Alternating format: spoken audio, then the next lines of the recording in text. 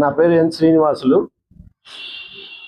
కెనరా బ్యాంక్లో సీనియర్ మేనేజర్గా పనిచేసి రిటైర్ అయిన తర్వాత నాకు పెన్షన్ అమౌంట్ 4,09,000 రూపాయలు 2024లో కొంత అమౌంట్ వచ్చింది అకౌంట్లోకి వచ్చిన తర్వాత, సరే అకౌంట్లో ఉందని మెసేజ్ వచ్చిన తర్వాత మా ఫ్రెండ్కి ఒక చెక్ ఇచ్చాను, ఈ 35,000 చిల్లరకి ఇస్తే ఆయన వెళ్ళి, సార్ అకౌంట్లో డబ్బులు ఉన్నాయట కానీ మీకు తీసుకోవడానికి లేదట, ఇది అకౌంట్ ఫ్రీజ్ చేశారట అన్నారు. నేను వెళ్ళి బ్యాంక్ చీఫ్ మేనేజర్ అడిగాను, ఏమంటే నాకు తెలియదండి, హెడ్ ఆఫీస్ వాళ్ళు చెప్పారు చేశామని చెప్పాను. సరే హెడ్ ఆఫీస్ మెయిల్ పెట్టారు, మెయిల్ పెడితే మెయిల్ రిప్లై ఇవ్వాల. ఇంకా అందుకని నేనేం చేయాలని చెప్పి ఆర్టీఐ యాక్ట్ కింద అడిగితే ఆర్టీఐ యాక్ట్ కింద వాళ్ళు ఏం చెప్పారంటే, అవును ఇలాగ చేయడం నిజమే అని చెప్పి బ్యాంక్ మేనేజర్కి ఏం చెప్పారంటే, అది మీరు తప్పుగా పెట్టారు, మీరు ఇమ్మీడియట్గా దాన్ని తీసేయండి అని చెప్పి అన్నారు. 11 రోజుల తర్వాత అది ఫ్రీజింగ్ తీసిన తర్వాత దానిలో ఒప్పుకున్నారు వాళ్ళు, మేము ఇట్లా ఫ్రీజ్ చేయడం నిజమే, అది పొరపాటున జరిగింది అది ఇది అని చెప్పి.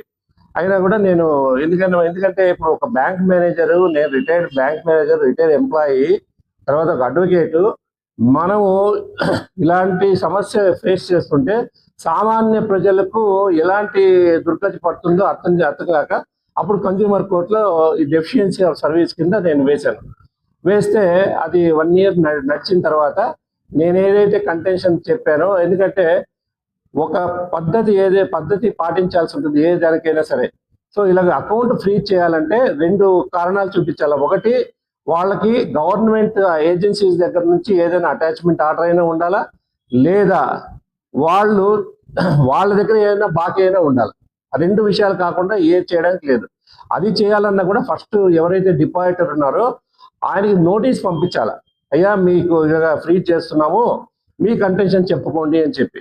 అలాంటి ఏదీ లేకుండా మన డబ్బులు వాళ్ళ దగ్గర ఉన్నాయి కాబట్టి ఏం చేస్తారో చేసుకోండి అన్నట్టు వాళ్ళు ఫ్రీజ్ చేసిన తర్వాత మేము కన్జ్యూమర్ కోర్టులో 144/2024 ఈ కేసు నంబర్ వేసిన తర్వాత 1 year 1 year లోపల ఈ వాద ప్రతివాదులన్నీ విన్న తర్వాత మేము ఏదైతే రిక్వెస్ట్ చేసామో, మేము ఏదైతే ఆర్గ్యుమెంట్ చేసామో అది కరెక్ట్ అని చెప్పి మాకు అనుకూలంగా బ్యాంకు వాళ్ళని 35,000 రూపాయలు, దానిలో 30,000 రూపాయలు ఆయనకు నాకు ఇబ్బంది కలిగించినందుకు 5,000 రూపాయలు లాయర్ ఖర్చు కింద 35,000 రూపాయలు అవార్డు చేయడం జరిగింది. అది 31వ తారీఖు సాయంత్రం ఈ జడ్జిమెంట్ వచ్చింది. కానీ ఆ జడ్జిమెంట్ కాపీ రాకుండా మీకు ఇవ్వడానికి ఏది కాదు కాబట్టి ఆ జడ్జిమెంట్ కాపీ వచ్చింది కాబట్టి ఈరోజు మీ పాత్రికేయ మిత్రులందరినీ కలిసి ఇది సమాజానికి ఇన్ఫర్మేషన్ ఇవ్వాలి. ఎందుకంటే ఒక కస్టమర్ యొక్క రైట్స్ ఏంటో ప్రతి వాళ్ళకు తెలియాలి. కస్టమర్స్ రైట్స్ తెలిస్తే అప్పుడు ఆటోమేటిక్గా వాళ్ళు కూడా భయపడతారు, కస్టమర్ కూడా ధైర్యంగా అడిగి వెళ్ళి అసలు నా అకౌంట్ ఎందుకు ఫ్రీజ్ చేశారు, మీ బ్యాంకులో అకౌంట్ పెట్టడం కాకుండా, డబ్బులు పెట్టడం కాకుండా మళ్ళీ ఇటువంటి ఇబ్బందులన్నీ చేస్తారా అని చెప్పి అడిగే ధైర్యం కస్టమర్కి ఉంటుంది. కాబట్టి ఈ పత్రికా ప్రకటన చేయడం జరిగింది. అంతే. జిల్లాలో ఉన్న ప్రతి జిల్లాలో మన సభ్యులు ఎవరైతే ఉంటారో అనంతపురం జిల్లాలో అది కూడా హెడ్ క్వార్టర్స్ లో ఫ్రీగా కేసు చేస్తారు. ఎందుకంటే మీరు ప్యానల్ లీగల్ అడ్వైజర్, ఏ కేసు అయినా ఆస్తికి సంబంధించిన ఏ కేసు అయినా కూడా, భార్య భర్తల కేసు అయినా కూడా మనమే డీల్ చేస్తాము. భార్య సమస్య ఏదైనా ఉన్నా కూడా ఫ్రీ లీగల్ ఎయిడ్ అంటారు.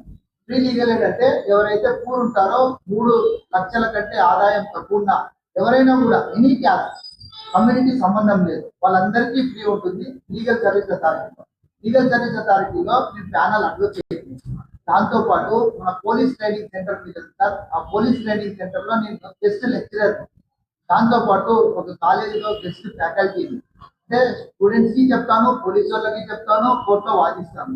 కాబట్టి నాకున్న సర్వీసెస్ ని మీరు యూటిలైజ్ చేసుకొని మన జిల్లా వాసులు ఢిల్లీ నుండి ఢిల్లీ వరకు ఏ సమస్య ఉన్నా కూడా మా వద్దకు తీసుకొస్తే ఈ సౌత్ సుప్రీం కోర్ట్ అసోసియేట్ మా ఆఫీస్ వచ్చి అన్ని మొత్తం సౌత్ ఇండియా మొత్తానికి కలిపి ఇక్కడే మనం 4వ రోజులో స్థాపించాము ఫ్రీ లీగల్ ఎయిడ్ క్లినిక్.